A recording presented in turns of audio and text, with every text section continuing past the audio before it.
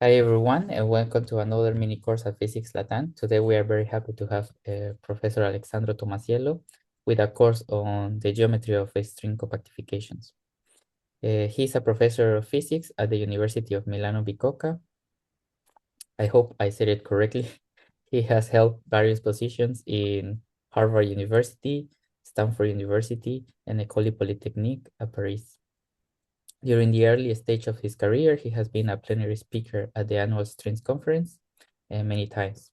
His research applied modern mathematical techniques to problems of string theory and modern high-energy physics, and also geometry inspired from physics. He's also the author of the book Geometry of String Compactifications. So we are very happy. We are going to have 6 lectures in total, twice per week. And please remember to raise your hand at any point if you have any question, and I will leave you with Alessandro. Please go ahead. Thank you, Daniel, for the very nice introduction. Thanks, everyone, for being here. For some of you is a very early time of the day. As Daniel was saying, the topic, so this is a topic close to my heart, this geometry of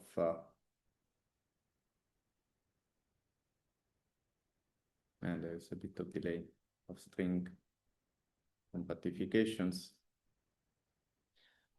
And well, I don't want to spend too much time right now with the detailed rundown on what the lectures would be. Just let me just give you more or less, an outline in both talks, provided I can erase this bit.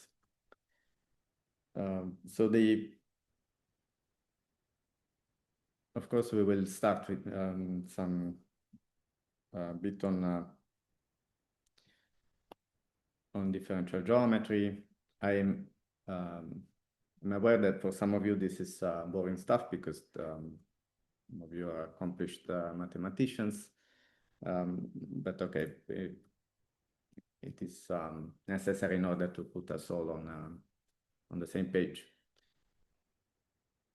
In particular, so after some standard material, I will move to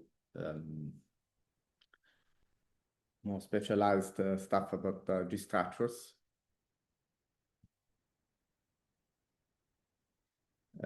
This is basically a very broad topic that includes maybe almost all of differential geometry.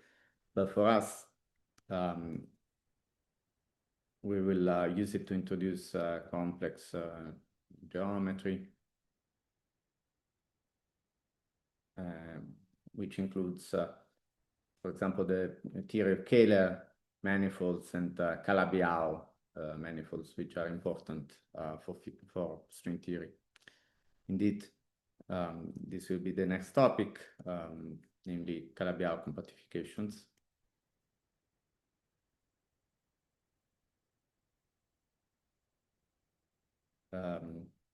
With and without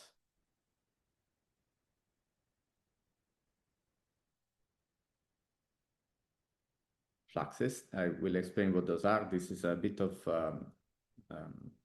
jargon that we use in string theory. It is basically an analog of what we call flux in electromagnetism. And I will also include then a bit of, I will extend the discussion to include ADS compactifications. I put A in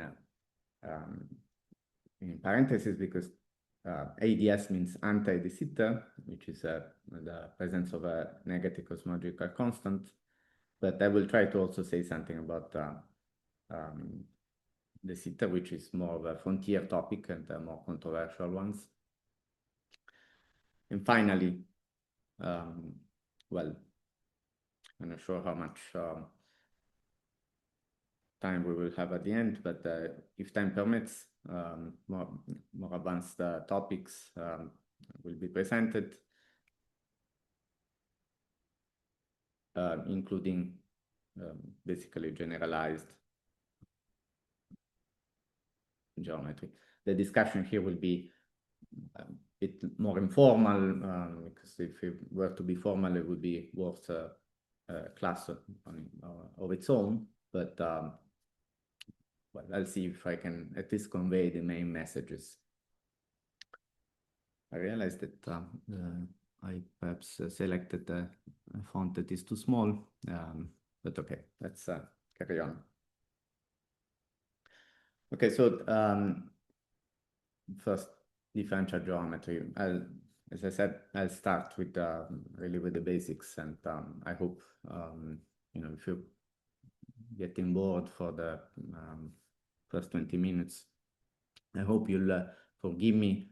I prefer running the risk of being boring to someone that losing most of my audience. So the main idea in differential geometry and general relativity is that we want to be able to work with objects that make sense, and they keep making sense even if we perform coordinate changes that are nonlinear. This is the main departure from theory without gravity. In the presence of a nonlinear coordinate change, so the coordinates will become some arbitrary functions of the old ones. When I write x without index, it means collectively from all the old coordinates. Well, then, for example, we can no longer think about a vector. Our space is no longer deserves to be thought of as a vector space. In particular, the position vector doesn't really make sense. What we can do is think about vector fields. So what follows now is a very quick reminder of the main ideas of differential geometry and GR and general relativity, without the ambition of being an introduction to general relativity, but again, only to set the stage for what will follow. So such vector fields are consist of tuples of functions, but really they are not functions, because under such general coordinate changes, they transform with the Jacobian matrix of the coordinate change, which I'll define as follows.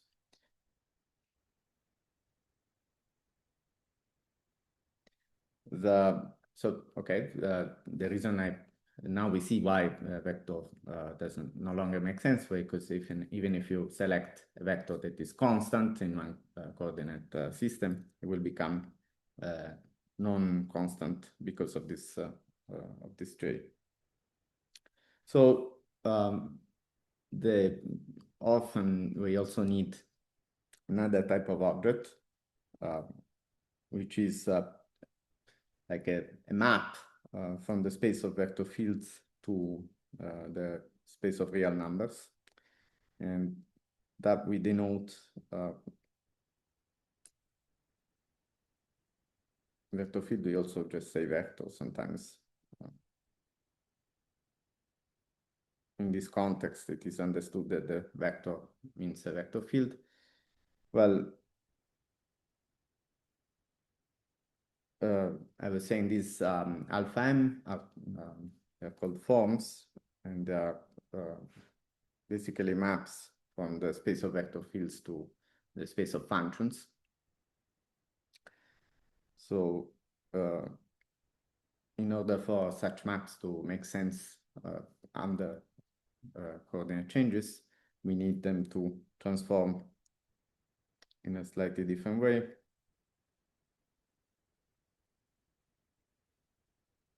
With J tilde being the transverse, the inverse of the transverse. Some people, for fun,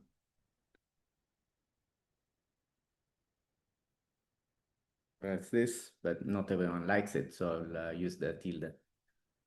So the reason one puts also the transpose is exactly so that alpha v is a function. Namely, even if you change coordinate system, it will still give you the same number on the same point, which is what we want. Coordinate systems are, coordinate changes are like the gauge invariance for general relativity. So there is a generalization of both objects here to tensors.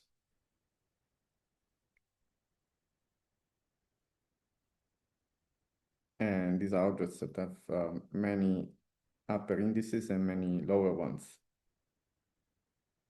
Not necessarily the same number. And I will not write the formula here, but now each of these indices transforms with either with J if it is an upper one, or with J tilde if it is a lower one. An example is the metric. What is the metric? It is a quadratic form that is dependent on the point, a point-dependent quadratic form.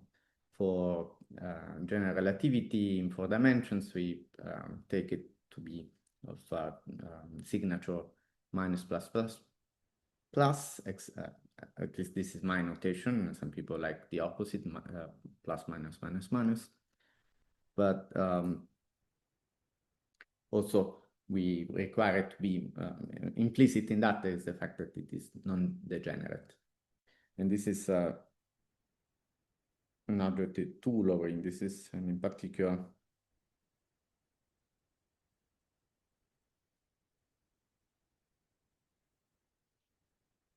it has 2 of those J tildes.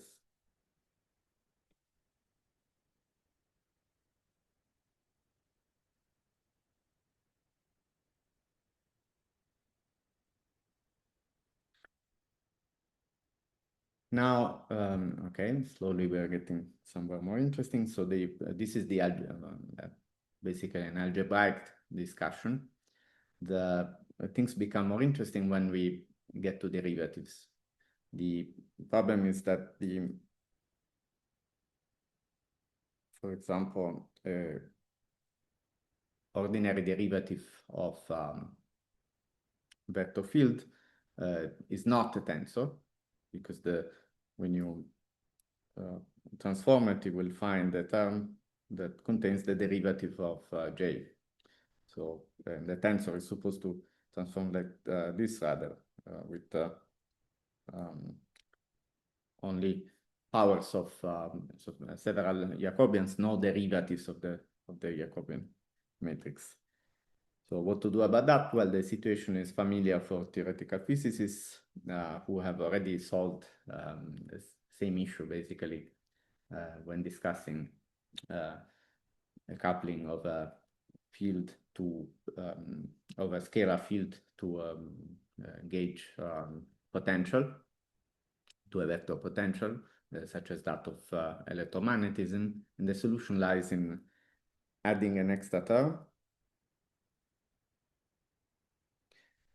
And basically this extra object here, well, for ordinary, for the case that I just reminded you of, you could just guess a term like with the gauge potential times the object being differentiated. But well, now this is a matrix, so you need to this object being differentiated is a vector, so you need to put matrix indices on on this analog of the gauge potential as well.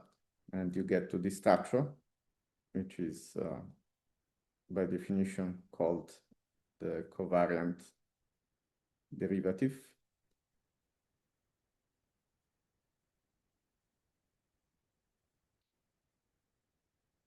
This is the covariant derivative of a vector field.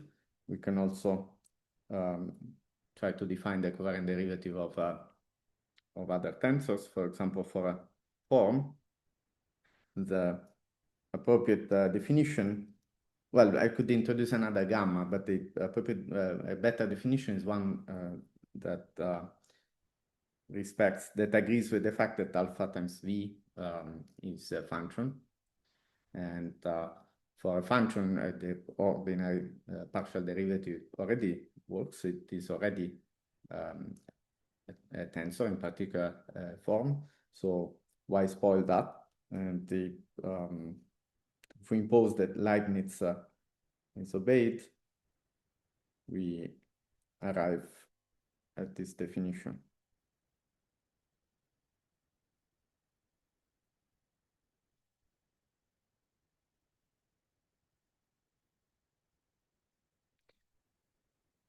Okay.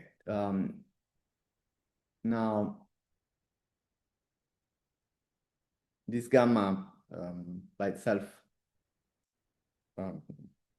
only needs to obey certain transformation rules, so that this nabla v and nabla alpha, these are tensors.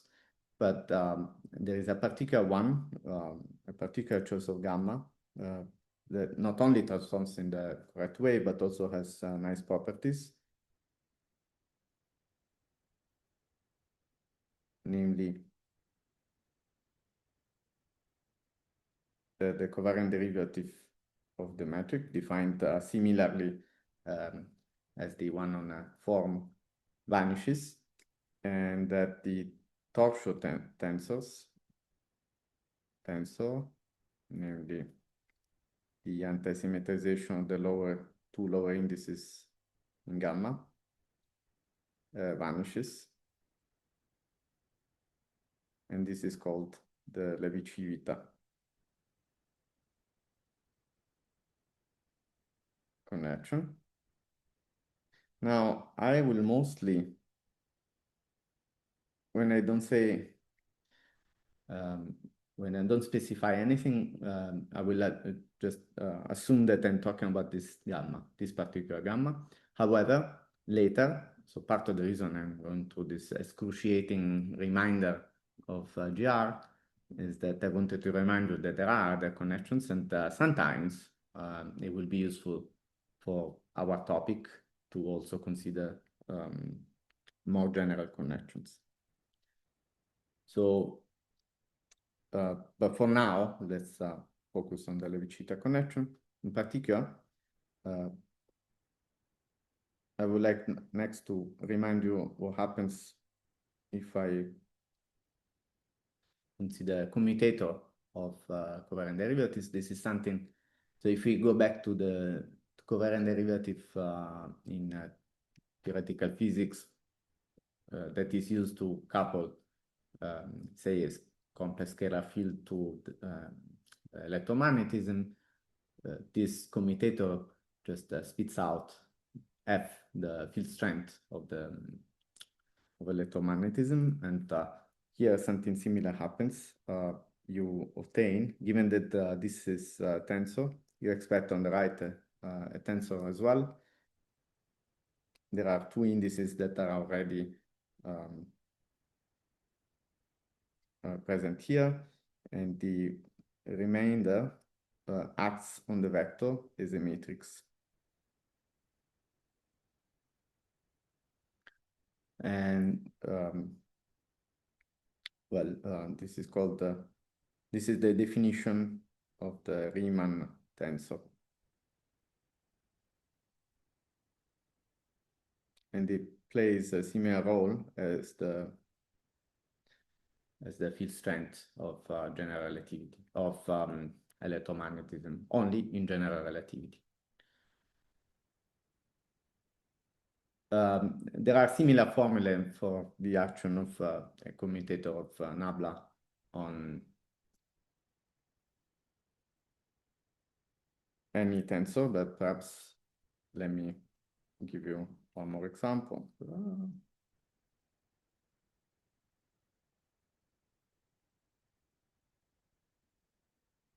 Namely, form. Once again, we have these two, and now there's an action that goes backwards.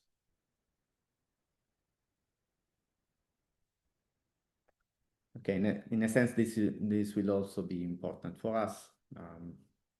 And there is a generalization of this for any tensor. We have a raised hand.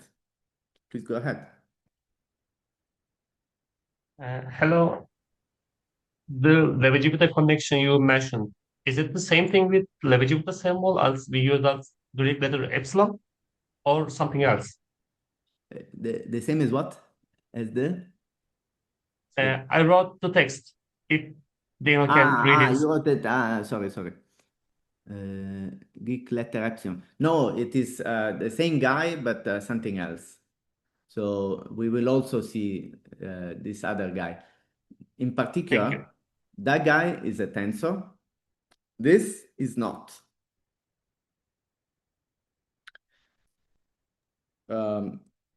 So I realize I'm going a little. This is the reason that I asked at the beginning if we have some familiarity with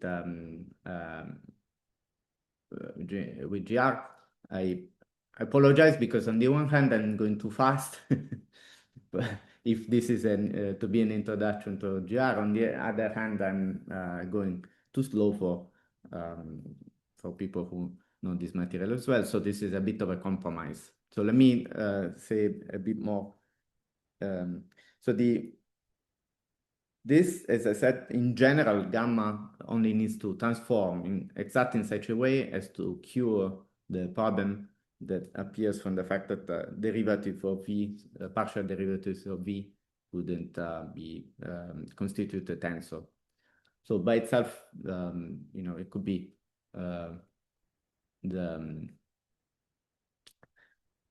by itself, it could be any. I mean, there are many things that you could imagine here. These gamma here, okay, so perhaps some confusion might be created by the fact that some people like to call these the Christoffel symbols.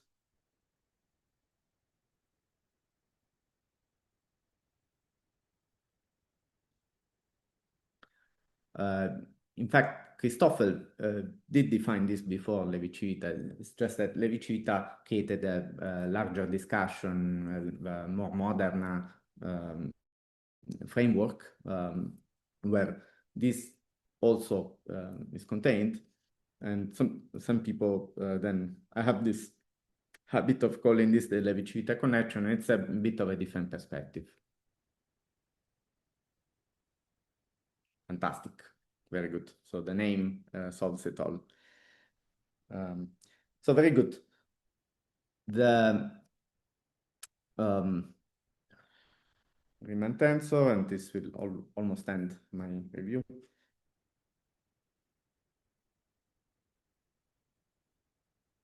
Is antisymmetric in the first two indices. Antisymmetric on the exchange of the last two. And symmetric if you exchange the first pair with the second pair. And finally,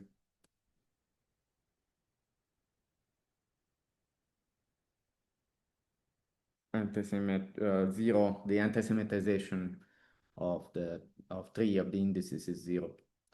These are finally only if we are discussing the algebraic properties, but there is also a differential one, which is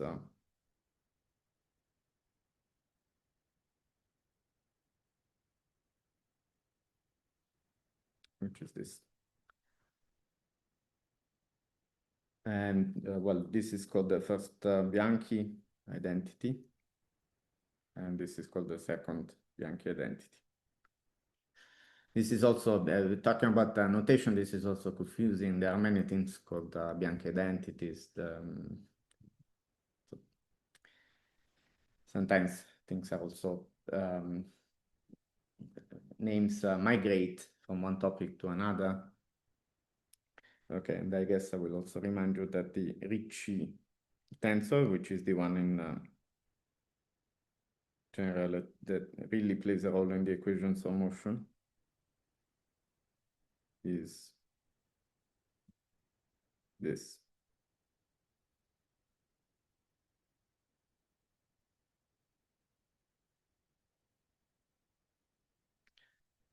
And it is symmetric, and exchange of its two indices.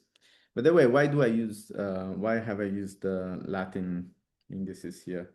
My convention, usually, my convention is that the Latin indices are reserved for the case where there is no time. But of course, for general relativity, we do need time. So in that case, I would use Greek indices. Well, of course, my discussion could have been with Greek indices as well. There's nothing deep about this. Later, of course, I will need to be careful with that distinction. But perhaps now it's just a choice. Okay, cool. So this ends the really preliminary stuff. I will now get to some slightly more advanced material, but it will also be known to many of you. So we have seen that there are particular forms, but it would be more appropriate to call them one forms, in the sense that they only have one index. There is, so among all the tensors, there is a particular set of tensors that is usually called K-form.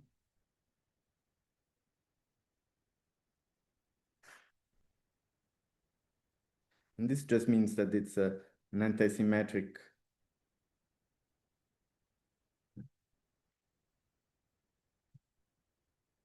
tensor with K indices.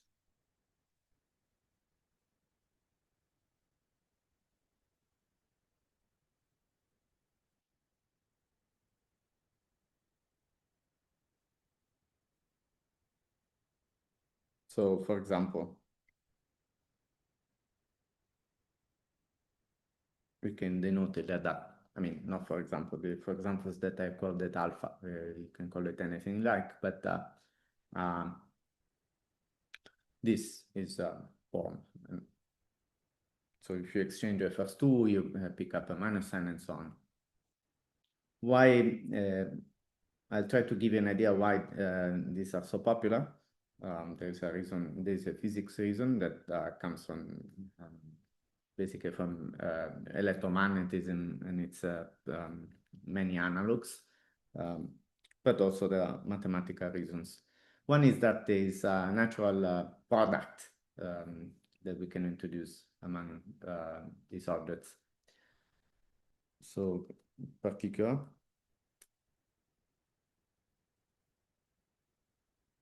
in simple terms, this means that given a form with K indices and another form with L indices, we can just take the product and antisymmetrize all the indices, all of the K plus L indices. And of course, this is now a form itself, because by the way, my definition of an antisymmetrizer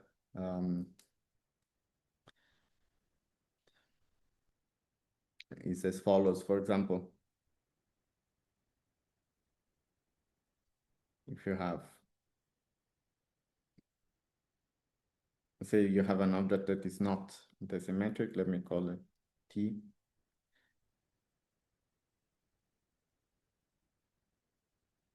M and P. then it's the anti-symmetrizer for me is 1/3 factorial of TMNP plus minus permutation. So the next will be minus NMP and so on. There will be 6 terms. So I put the 1/6 to, because I find it convenient to weigh the fact that there are 6 terms here. So it is actually not so nice to have to carry all these indices in all the equations. So the notation that is useful is to introduce an object dxm, which is like an abstract map from the space of vectors to R.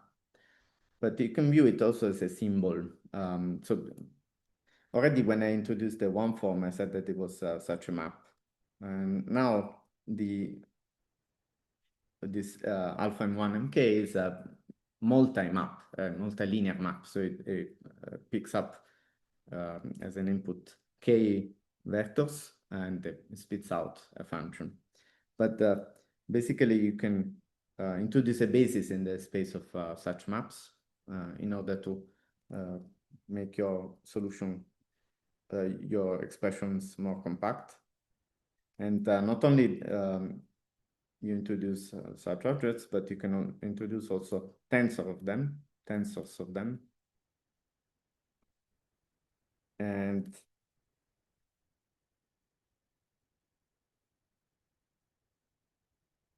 moreover, you can introduce an exterior product, this wedge symbol,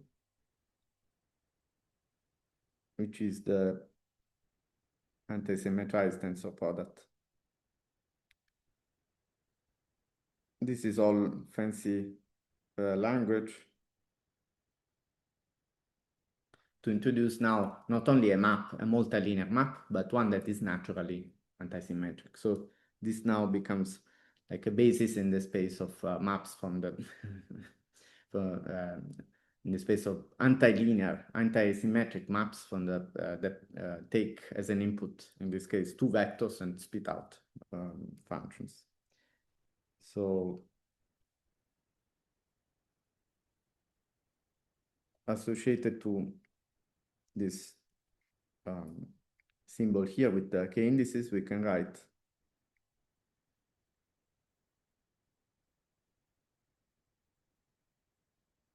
this. And the reason for the 1/k factorial is again convenience, because for example, there will be alpha 1, 2, k that will multiply dx1 wedge dxk without the k factorial, because this is naturally antisymmetric, this wedge product, but also alpha is naturally antisymmetric. So there will be also a term alpha 2, 1 k, and will multiply dx2 wedge dx1 k. And the presence of this 1/k factorial takes out these redundancies. Okay, so this is one reason that we like forms, that there is a natural product. But let me also introduce another object that is, so in particular, instead of wedging things together, we can also take the contraction with a vector, with a single vector.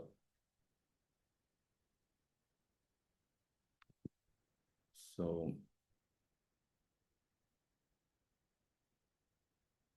we call it, we denote it with the symbol iota.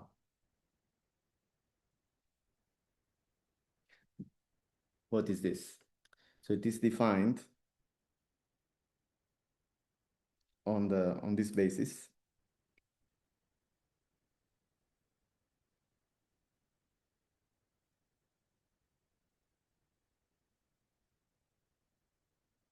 like this. I have this delta.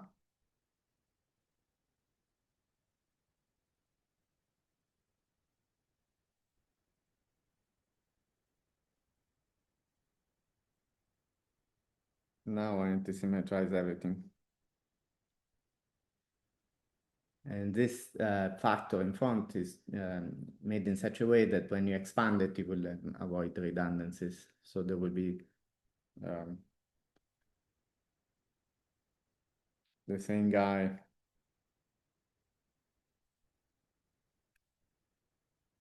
acting on with the delta on only on the first index, and then there will be another one with the minus with delta m2, and then dx m1 dot dot dot dx mk, and so on. So this will be important for us for reasons that perhaps are not apparent now. But basically, then we have now an operation where even a single vector, I described the space of forms as a form as being mapped from the space of vectors, many vectors, to functions. Now we can act with a single vector and get a map that takes k minus 1 vector instead of k. So it goes down in the space of forms by getting rid of one index. Okay, still boring stuff. We get closer to now to more interesting stuff by going beyond the algebraic level. So far we have been confined to algebraic properties for forms, but let's see what makes them remarkable from a point of view of differential geometry. So, well, I introduced the product by simply taking products and anti-symmetrizing. I can also introduce a derivative in the same fashion by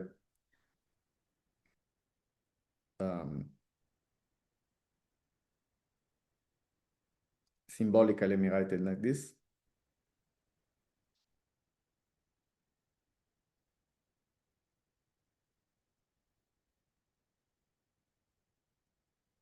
But in practice, what happens then? Well, you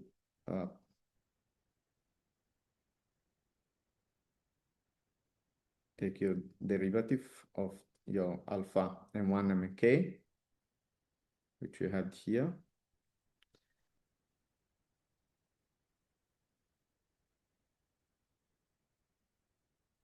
But then there's this extra dxm wedge.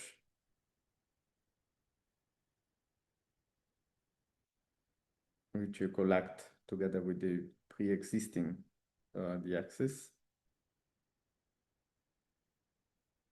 And now the object here is naturally antisymmetric. So I might as well put here an antisymmetrizer. I can put it in for free because it is anything that is not fully antisymmetric from this expression will just drop out. So really what we are doing is that we are giving a name to the operation of taking derivatives, differentiating this alpha, and anti-symmetrizing all objects. If you think about it, what happens, one nice property of this is what happens if you take it twice. So if you take this operation twice, you will inevitably obtain two derivatives with inside an anti-symmetrizer. So the resulting expression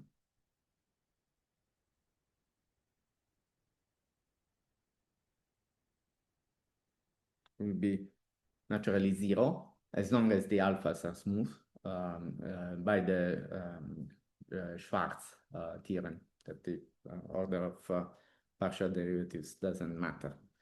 So an expression of this fact is then abstractly in a formal way that this operation, when carried out twice, gives 0. Let me also point out that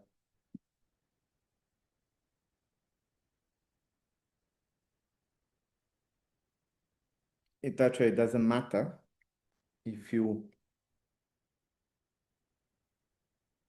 put a covariant derivative here rather than a partial derivative. And this is because if you, instead of this, you write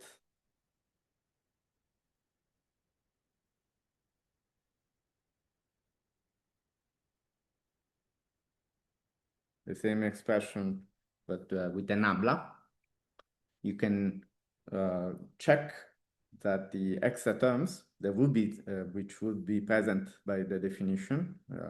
Up here we have only the definition of nabla on one form, but there is a similar definition which you can imagine for alpha with several indices, where gamma acts on each of the indices one by one. Well, all those new terms just disappear, just go away, are 0 because of the of this zero torsion condition. So the zero differential can be written in terms of partial derivatives of covariant derivatives as we see fit, as long as we're using torsion-free connections such as the Levi-Civita connection or Christoffel symbols.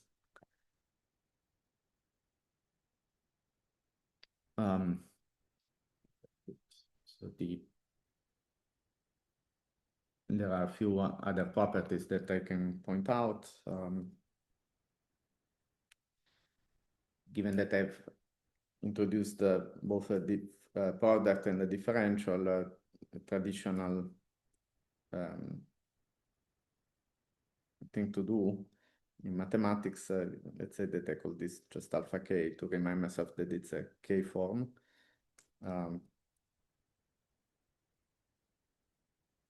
Well, then the traditional thing to do in mathematics is to just see how the two structures talk to one another. One expects something like a Leibniz property. This is almost true.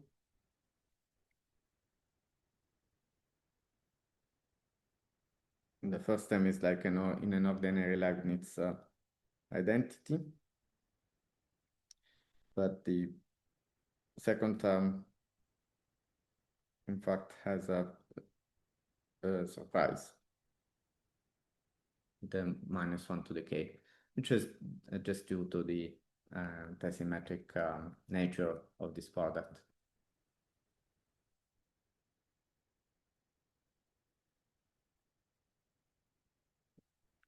Sometimes you can,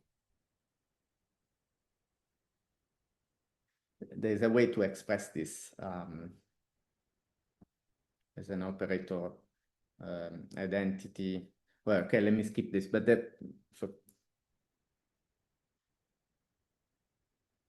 but I will get to it when it really matters. As I said, there's nothing mysterious in this, and it works. It's basically the version that we care about of the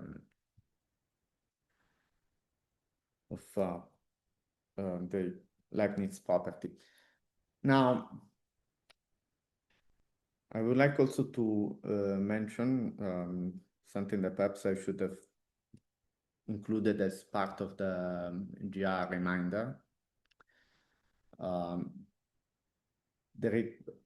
GR, as in any other theory, we also need to establish when something is a symmetry. Remember that a symmetry is for what are, for example, our gauge symmetries in GR. Well, they are coordinate changes, but at the infinitesimal level, a coordinate change can be summarized also by a vector field, because after all, a vector field can be read as an instruction to go from one point to a nearby point. So it is a transformation that is close to the identity, but not quite the identity. So a deformation of the identity. A coordinate change that is close to the identity is the same as a vector field. So then it becomes important to be able to compare a tensor before and after this such a transformation. And that is the concept of Lie derivative. So this can be again defined for any. So it is under a vector, because the vector represents the infinitesimal action of a transformation, or rather the action of an infinitesimal transformation. But then we can act with this on any object. And once again, we have to adapt it just like gamma, nabla. We have to adapt it to whatever we are acting on. So if this is another vector field, for example,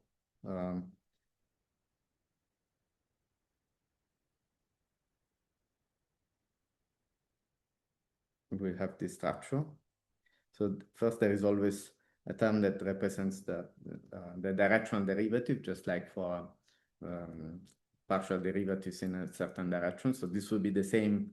This term will be the same for any tensor on which we are acting. But then there is another term containing also the derivatives of the vector field itself, and this is the unusual part. And one way to view this is that you have to imagine partial derivatives of V as a matrix, and this matrix will now act on your object in the only way that it can possibly act, if you want to respect this rule that in GR that which implicitly we saw earlier, which says that the upper indices can only be contracted with lower ones. So on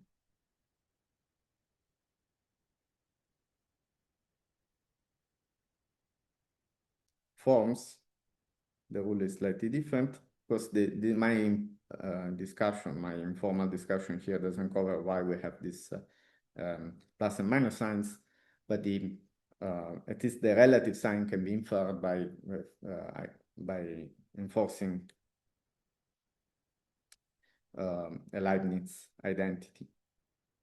So here, once again, we can only have one structure, and there it is. So there is a generalization of these to any forms, and in particular to our form K form friends, which we were considering earlier. And so now, for fun, I would like to point out that this definition on K forms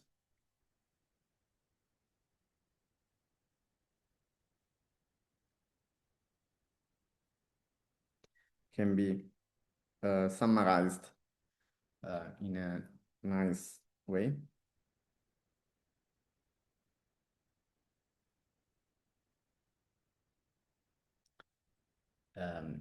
It's a bit of an formal expression, so let me write it out.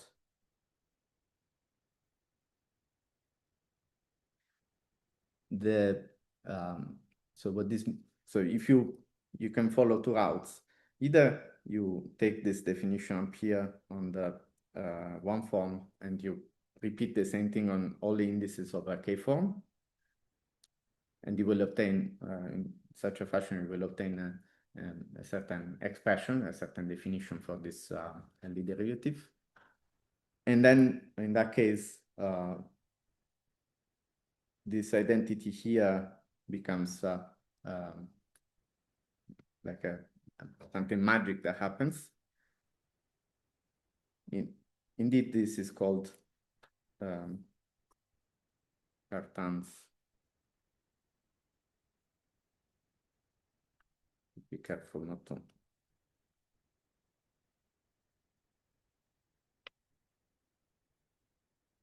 Magic formula.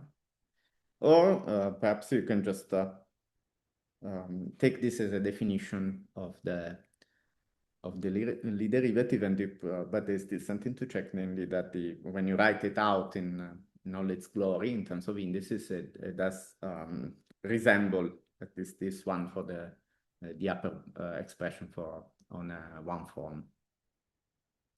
You can, if you want, you can take this as an exercise, namely. By the way, this iota v perhaps is a bit implicit. Sorry, this one I should tell you. This iota v is simply defined linearly. So iota m, what iota m is, and now iota v is just a linear combination of these iota m's. D we know, and now we have all the elements. So here, if you want, you can to evaluate this explicitly.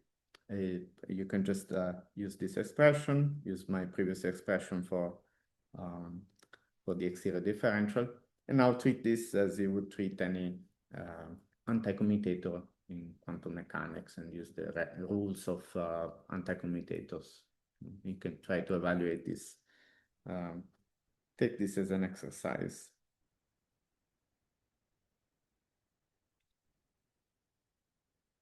By the way, until now, everything was very simple, and well, perhaps there wasn't much to check. But for now, to the end of the lectures, I will sometimes make some statements that I will not really motivate or prove completely. As for any set of lectures, a good exercise, if you want, is to reproduce the steps that I'm missing, the steps that I'm leaving implicit. But sometimes I will also say, for more complicated, slightly more complicated, or a lot more complicated things, I will just say explicitly that when I think an exercise is particularly nice or instructive, I will tell you, why don't you do it? Another one that I can propose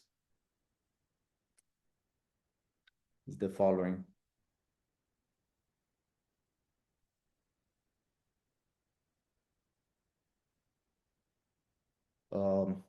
Well, the first is just LV. So nothing new here with respect to the previous statement. And now we expect this to be something nice. What could it be?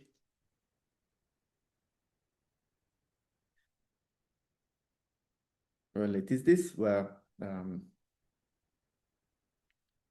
have introduced the Lie bracket, which is nothing but this object. Given two vector fields, the Lie derivative of one over the other is again a vector field, so it is like a bracket operation that takes not quite an algebra, but it is called the Lie algebra, because this is the Lie, because of the Lie here. Okay, this is another exercise.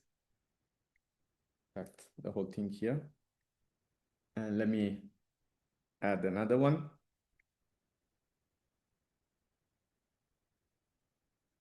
Based on the previous two. Basically, once you get handy with this type of manipulations,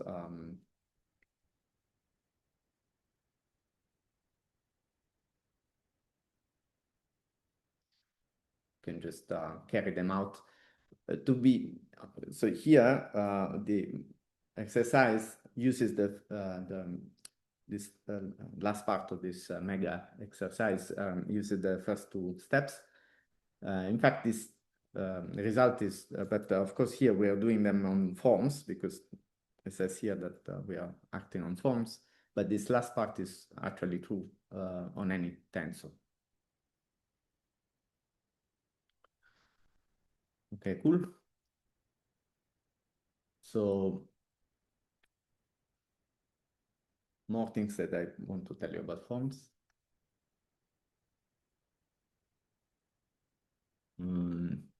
For example, we have seen the contraction operator. In a sense, the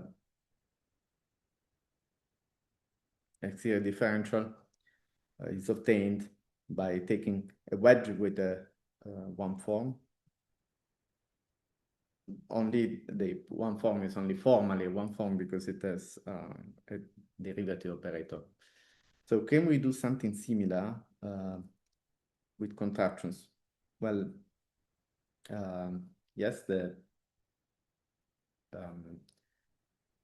we can, and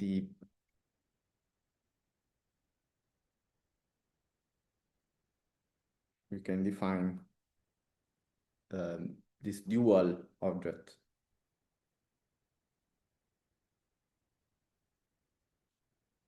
This time, it is essential that we use nabla, otherwise we won't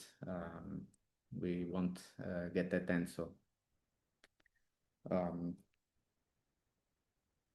Why is this? Why did I call it dual? Will be apparent in a second. But given that I already introduced the contraction, well, this is an actual definition at this point.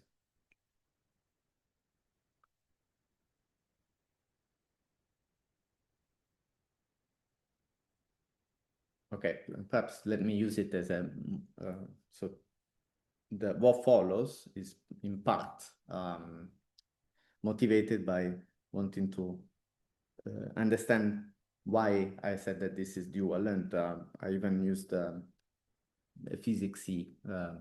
physics-like notation for, it looks like it's the adjoint of D. In what sense is it the adjoint? Well, what follows now is some sort of motivation for that.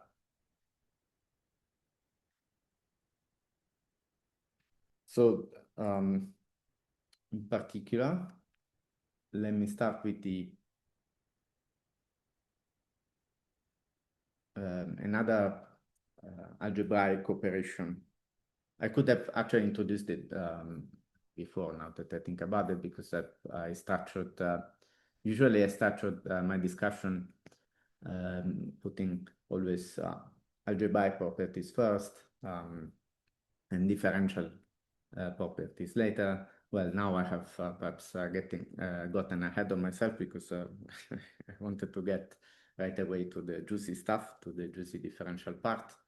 But let me take a step back and in order to motivate this object, let me take a step back and introduce some object that is called the duality indeed. So for this, I actually need the Levi-Civita object, but what is the idea?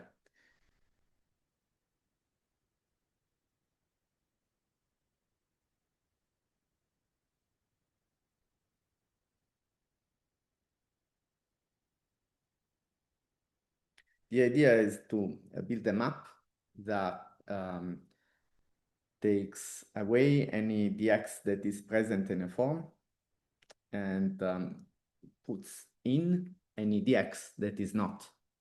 Let me be more specific. Let's say we are working in R4 first. We have here dx1 exterior product with dx2. This is a form. I mean, it is a stupid form whose coefficient alpha 1, 2 is 1, and all the others are 0. And the idea of this Hodge duality, which is usually denoted with a star, is to map this into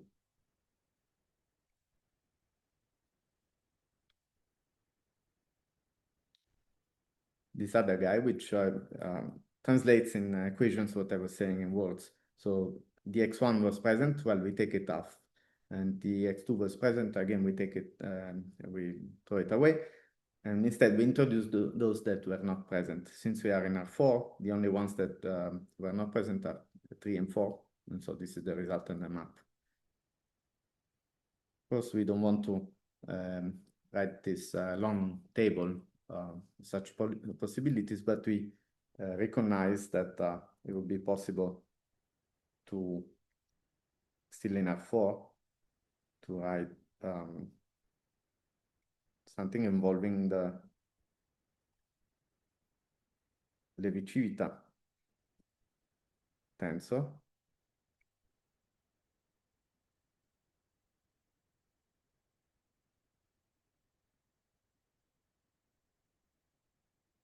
We are in R4 and the Levi-Civita tensor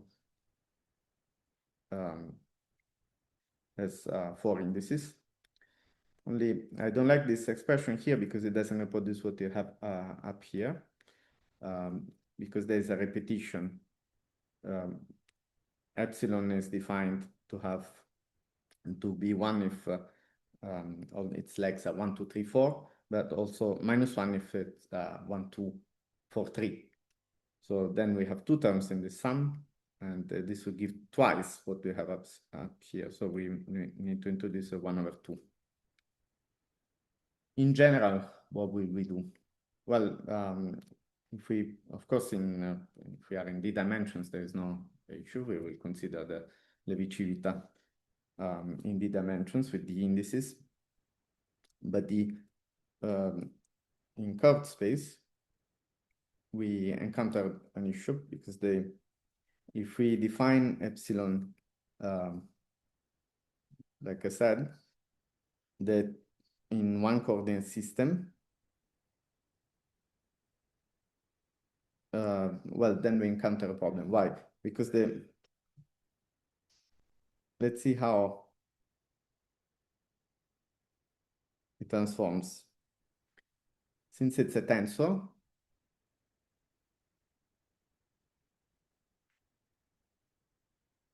it will pick up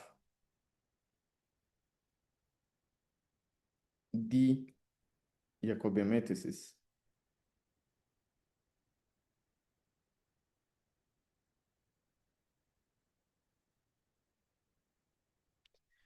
And now this looks complicated, but who the hell is it? Well, there's a formula, a well-known formula that connects such an expression to the determinant. And it reads like this.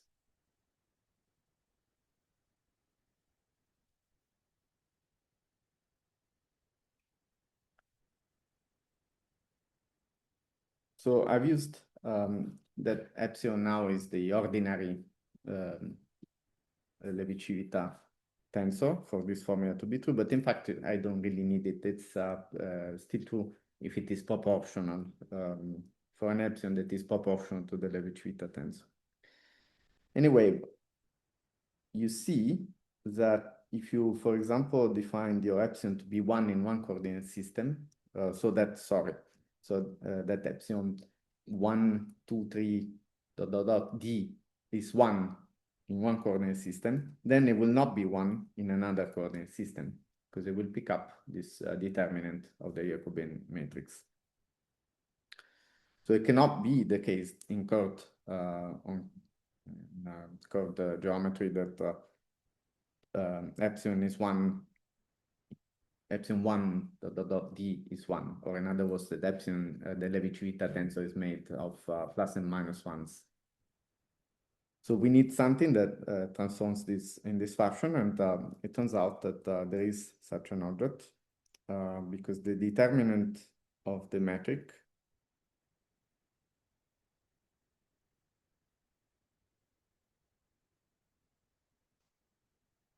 indeed transforms almost as we like, because you see, long ago I wrote the transformation law for the metric. It has two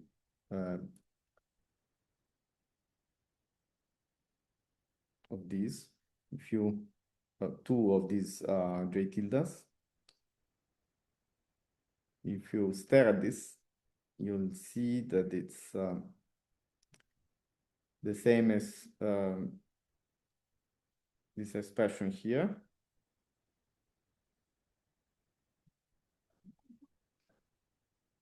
So it is, in fact, the way you should expect that a quadratic form transforms. If you, the transformation of quadratic form, even in linear algebra, is like this. You get a matrix on the left and its transpose on the right of the multiplying the original form, that the original matrix that summarizes the quadratic form.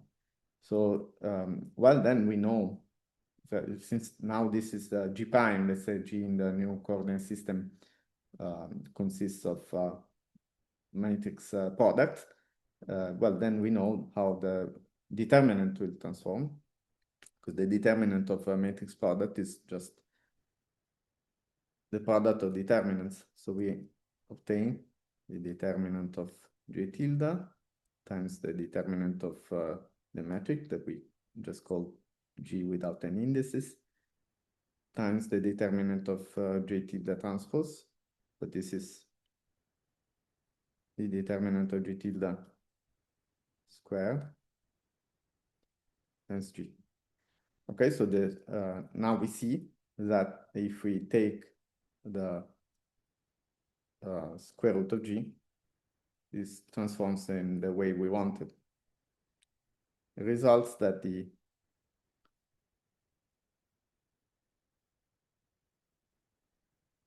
we can just cure that problem that we just saw, but by saying that the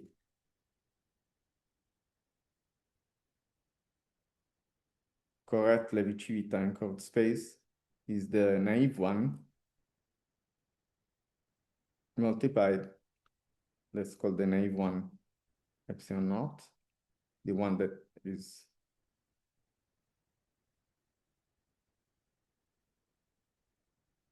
equal to plus minus 1. And we cure the problem by multiplying by square root of the determinant of the metric.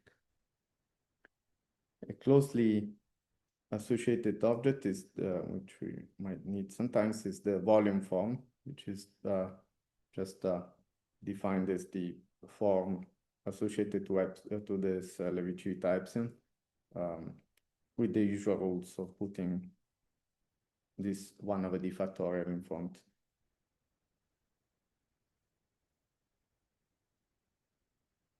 And you see that the naturally includes also the square root of G. So if we write out what this is, we will find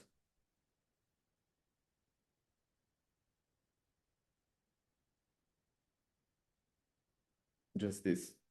Notice that now there is no d factorial. Of course, and my discussion here is for the case where time is not included. If time were to be included, we will need minus in bit under the square root sign to get a real object.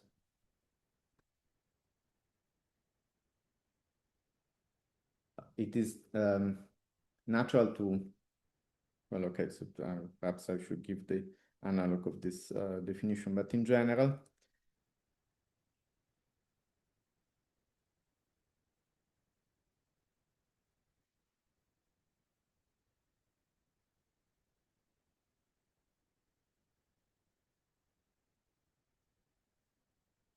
here there is a problem of conventions, because you could also put this M1, MK at the beginning rather than at the end.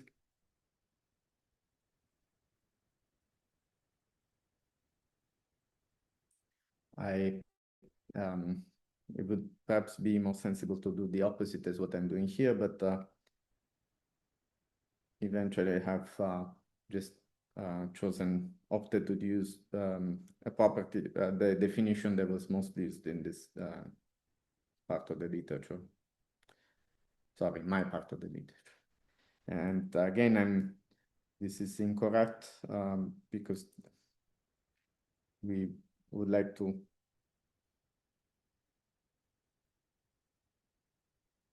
get rid of the repetitions, as we saw in this example.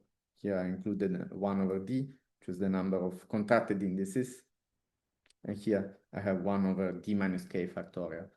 So in general, it is always good to introduce in your definitions as many f factorial or the number of contracted indices if they are antisymmetric indices. So it leads to more elegant expressions down the line. Okay, now it is natural to wonder what this wedge can do for us. So why I have called it duality, for example.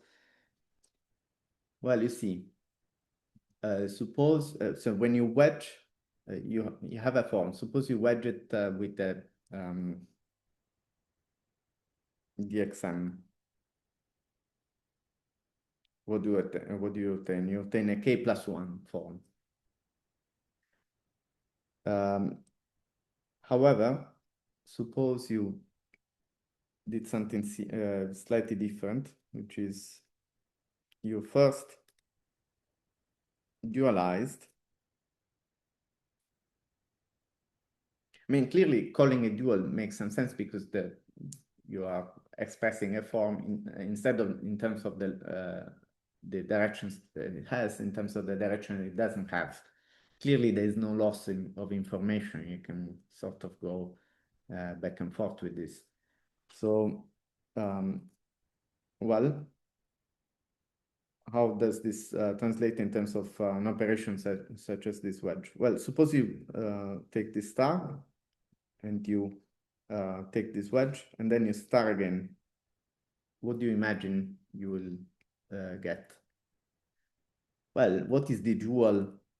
Think of it in operatorial terms.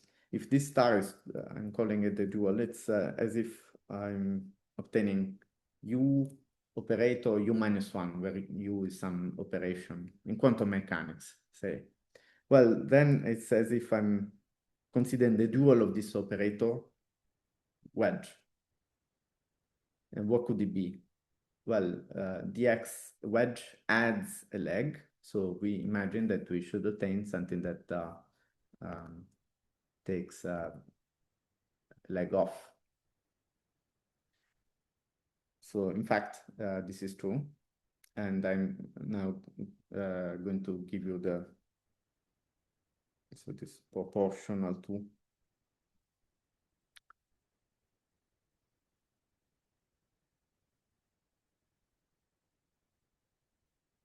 this contraction operator. Following the usual, so in general relativity, we usually raise and lower indices using the metric. So let me do this even here. So I'll define this contraction operator with 1 leg up. And I can also fix the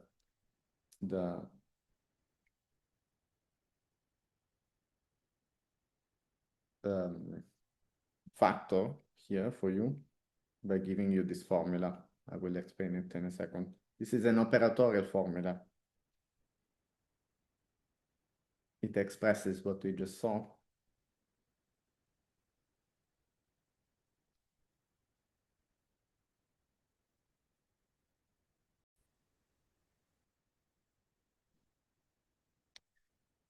Fantastic. So we had a small break just wanted to tell you now that the part of what justifies calling this a duality is that the if we consider this star and the wedging by a dx and then a star again, this is like taking everything out, then wedging, and then, well, if you now act with star again, you will put back whatever you've taken out, except for this dx, which didn't exist before. And if you think about it for a while, you do a couple of exercises, you will see that this is essentially the same as contraction operator. Here there's an operator formula, meaning that I'm not including the K-form on which the whole thing is acting. So, and summarizes basically the same information as here, but including now the proportionality factor, if you ever need it. But you need to know what this lambda is. It is defined on a K-form to be just a sign. It is a -1 to the integer part of K over 2 times alpha K. Okay, it looks complicated, but it's just a sign. So anyway, up to a sign, this duality thing is, so this is this dualization followed by wedge, followed by dualization, produces a contraction operator. Now, there is also, so there are several properties of this kind that we could pursue.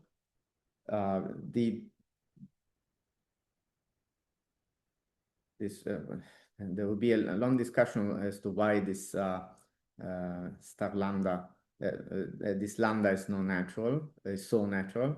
Well, in particular, also, let me mention that if we consider star with lambda, it plays a role. It plays well with spinors. Let me leave it at that for now, and in the more advanced part, perhaps I will get an occasion to mention this better. Okay, so let's go on. We would like also to define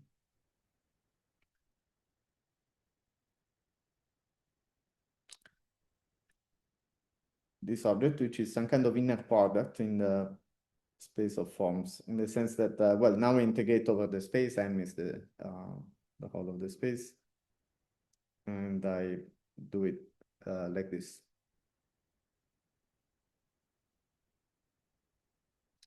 So you can work out this explicitly. It will turn out that you get the dx, sorry for the multiple d's, this smaller d is the dimension.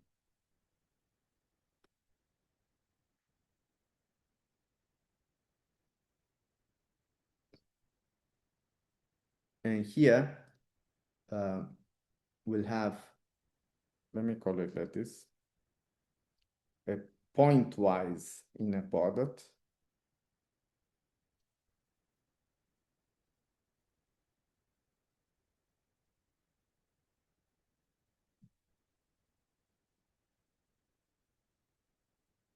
Which is just a contraction of all the indices.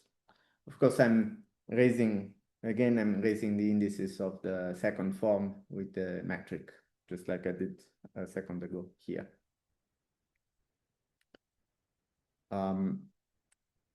So I've defined it in this fashion. So on some sources you will see the star on the second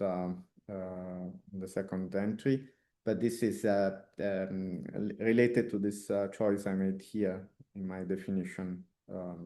of of star. It goes without saying that then we can also, once we have an inner product, we can also define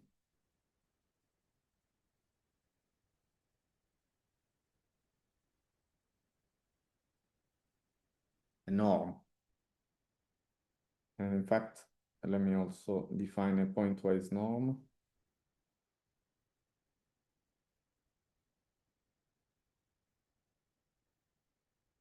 Like this. Well, now we are getting ready to understand why I called the dagger the way I did. So the idea is that the dagger contained the contraction operator up here. And we saw that the contraction operator iota is star d star, basically star dx star. So it shouldn't come as much of a surprise that the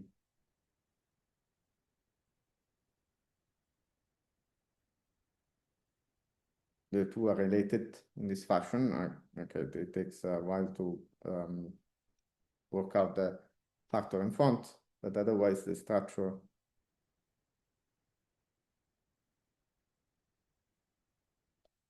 is similar to this statement up here.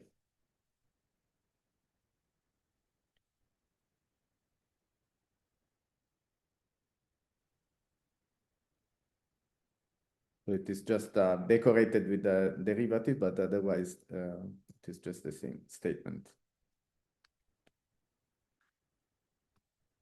And well,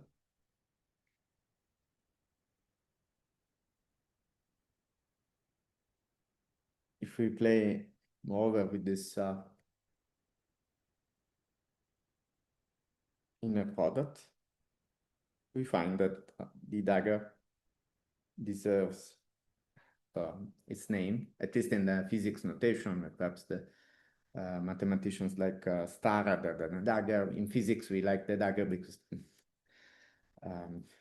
the star is usually used for complex conjugation alone, whereas in physics we have the dagger as transpose followed by complex conjugation. This would be exactly the property that we will have on matrices, and so this is why we call this operator the dagger, and it is exactly the one that was given up here. Now, once we have this D and the dagger, so they go up, D goes up from the space of K forms to the space of K plus 1 forms, and the dagger goes down one step, it goes to the space of K minus 1 forms. Now we can combine these two, and it turns out that a nice object to define is the anticommutator.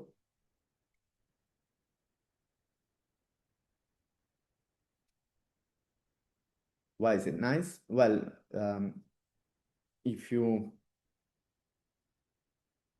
work this out on functions, you will find that function f, this is simply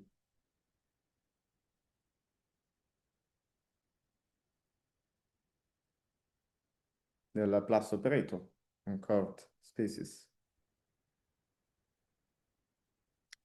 This, if you haven't seen it, you can show, and this might be a simple exercise.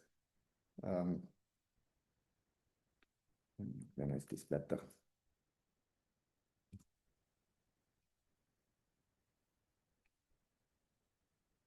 So on functions,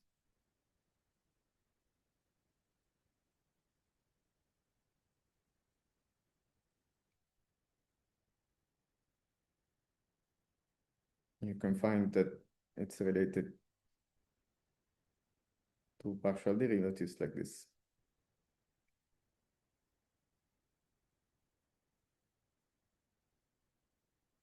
Given that this is just a Laplace operator, I mean, it's natural to think of this as an analog on forms of this Laplace operator. A function is like an honorary k form, and it's just a case for k equals 0. So this is an extension to any k. Implicitly here, I'm acting on forms because D and D dagger are defined on forms. And what the standard name to use here is the, is this happening? The Laplace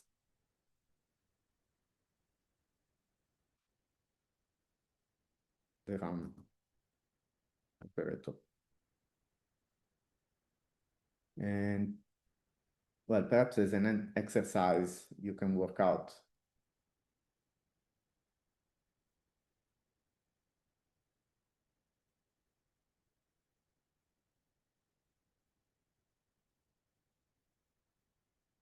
what happens on a one form. You will see that it, well, it doesn't have this simple expression. It has a term that is nabla square, but there is also another term involving the Ricci tensor.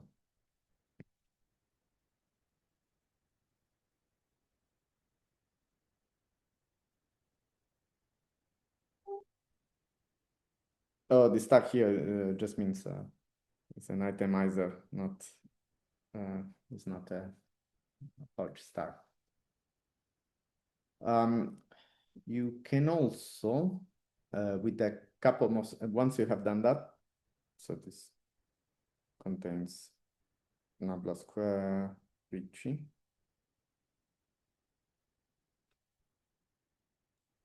With a couple more steps, you can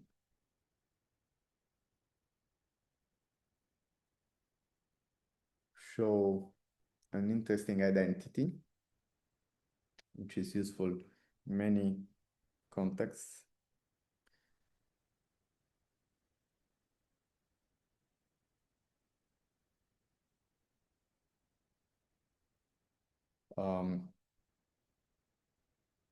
Which is like a comparison between, well, why am I calling it omega now? Go back to alpha. It is still a one form. Only here I erased its index, but still a one form. This alpha square is alpha m is defined a few lines above.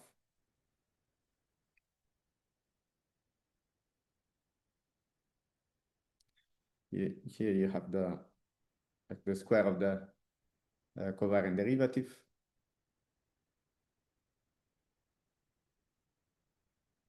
Finally, you have a Ricci part, a Ricci term. So it's like a comparison between the Laplacian of the form and the Laplacian of the norm of the form. It is surprisingly useful in a number of situations. It is also related to another, so first of all, it is called the Bochner identity.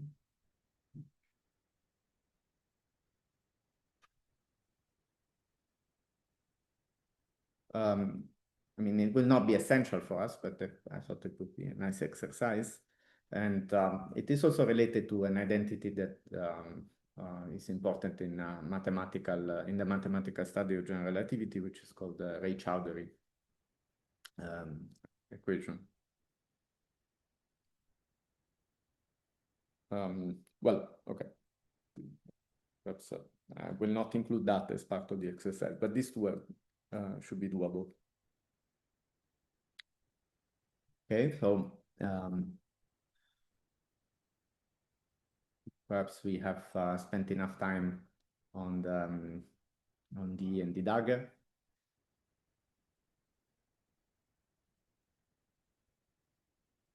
But now, hopefully, yeah, I don't know whether I will manage to finish this today, but this was the the plan for today was actually to use this for now to understand the structure of a space, to understand some topological structure of a space. Let me start and then we'll see.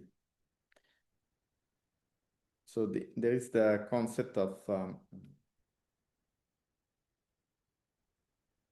homology. So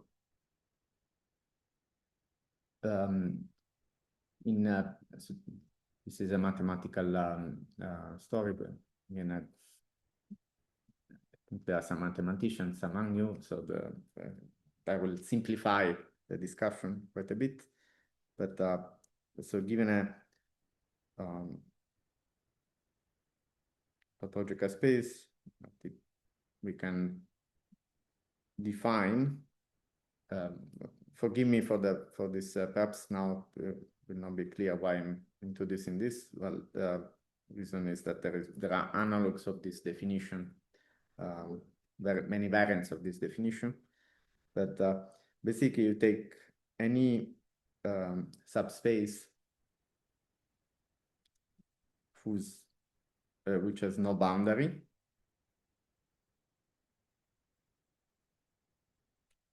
and you mod it out. So you take the space of such objects. These are called chains. And you, cycles, and you mod it out by those that are themselves boundaries. So you're trying to count how many objects there are that have no boundary and they are not the boundary of anything else. Classic is to think about a sphere. Now, in this case, this would be my M of dimension d equal 2. And if we consider S1 here, so say the equator, but any meridian,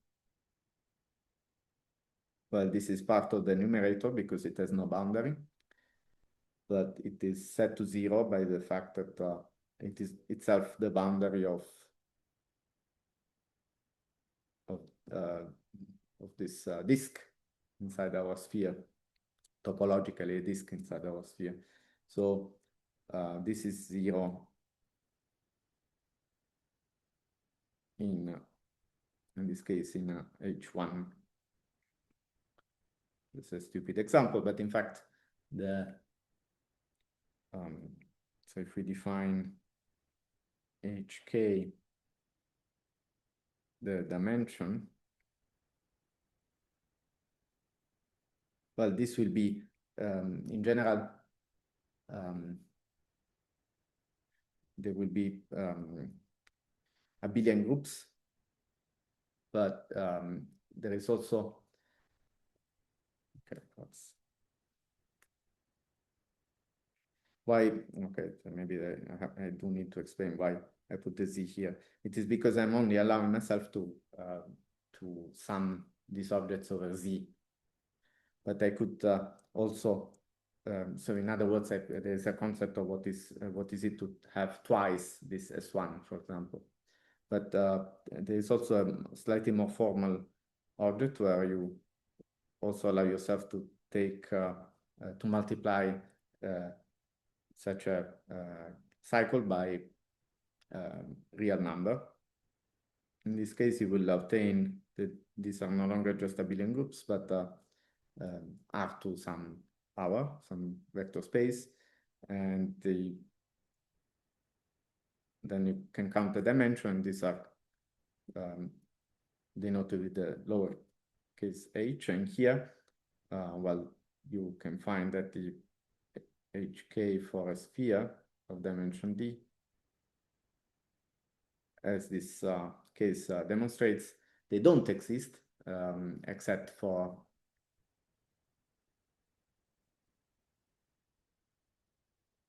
K equal to 0 and D. In the 0 case, the cycle and consideration just a point, and then the k equal d case, it is just a sphere itself. Now, you can consider also, there is a notion of intersection in homology, where you count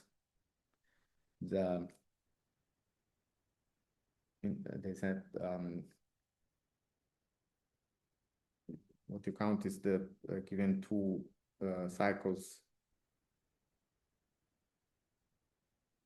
such that their dimension adds up to the dimension of the space. You count the intersection points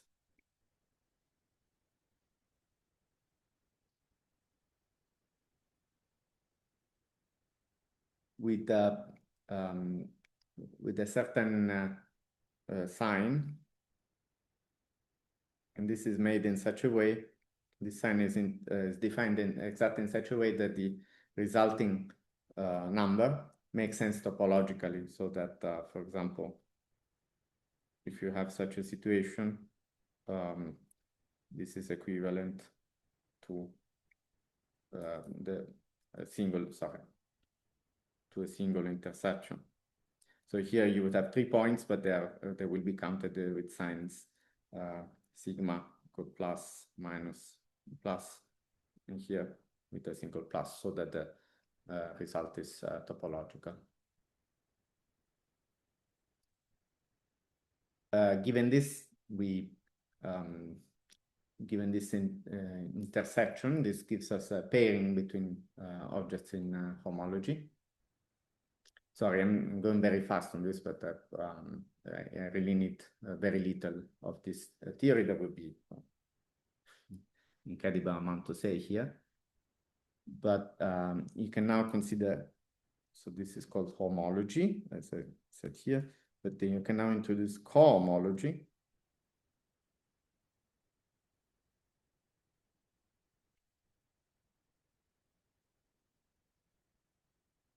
Which is the space of maps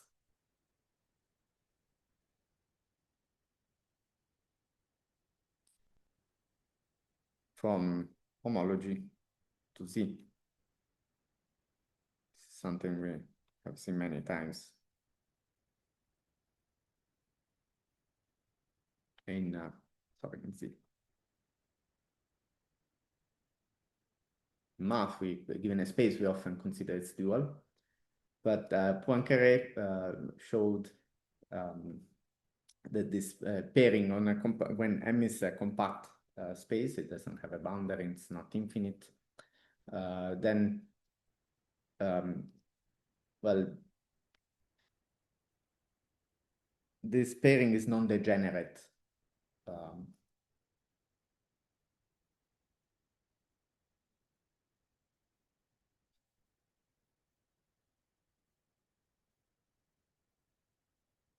Sorry, the pairing up here.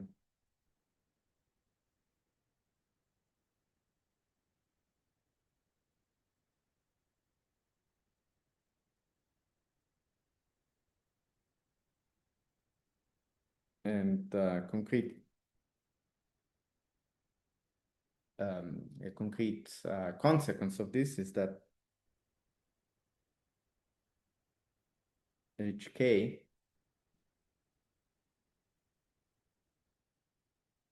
is the same as H. K cohomology is the same as D minus K homology. This is at the level of the spaces. When we have Z, as I said, these are abelian groups in general. There could be they could be Z plus Z plus Z a few times, but there could also be some cyclic groups, complicated objects, and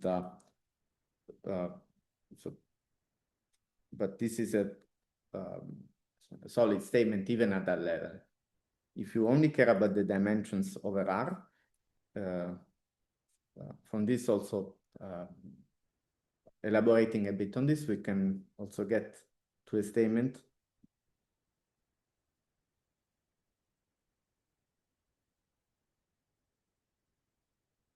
This is a separate result. This is that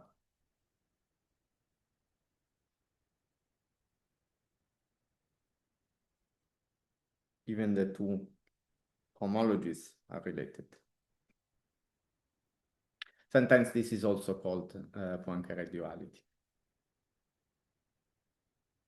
This looks far away from what we care about, but the reason it is related to what we're considering is that forms actually do provide maps in cohomology, because given a form, I can just introduce a map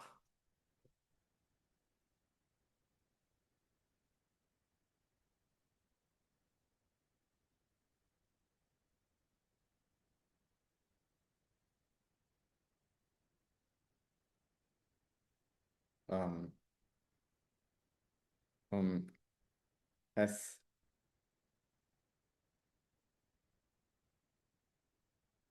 to, it's the integral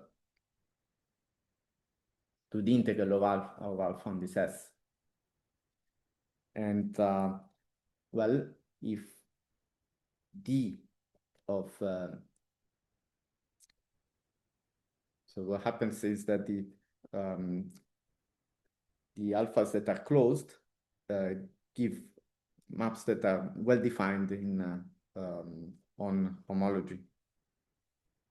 Because after all, here two forms, you see a boundary is modded out. So two forms that differ by boundary should be identified, and map is not necessarily well defined under this identification.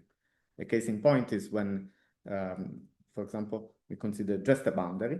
Then we would, for this, so zero should be, the zero object should be identified with something that is a boundary. So any map in this space should give zero on a boundary. And the way to do that is to consider forms that are closed. So along these lines, we obtain that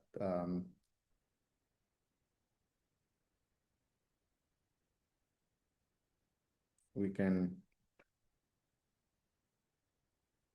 it makes sense to define the RAM cohomology,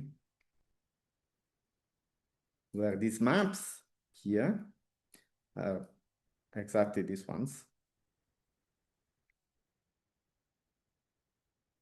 And now we can give an independent definition where instead of considering maps from homology, we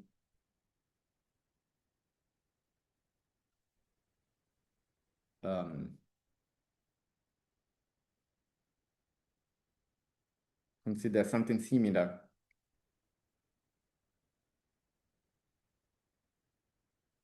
as we were doing for homology. Namely, instead of the boundary operator, we consider the exterior differential. So we consider the space of forms that are closed divided by all the forms that are identifying all the forms that are among themselves, all the forms that are D of something. Schematically, I'm writing it like this. To be honest, here, this is not quite a definition. The definition of the rank homology would be this, and then it would be possible to show, and this is the RAM theorem, that if you take R here, so these maps, but over R, define a cohomology, the cohomology over R, and this is equivalent to what we have done here, to this definition here, to this expression here. So the right-hand side is really the definition of the rank homology, and the left-hand side is, strictly speaking, defined along the lines of this here. I'm sorry, towards the end, I realized I'm going a bit fast here. I think this material is actually familiar to many of you, but perhaps next time we can discuss it a bit further. Daniel, my time might be up for today.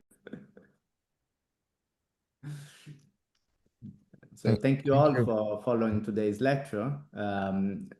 Next time, we will finish so I had a few more things to say about general differential geometry. I realize again, I apologize to those of you who know this material well. I will say in particular, I will conclude this part by actually introducing spinors, and that will take us to the part to the discussion of G structures, which should be more towards the applications that we actually need. So thank you again, and see you in 2 days.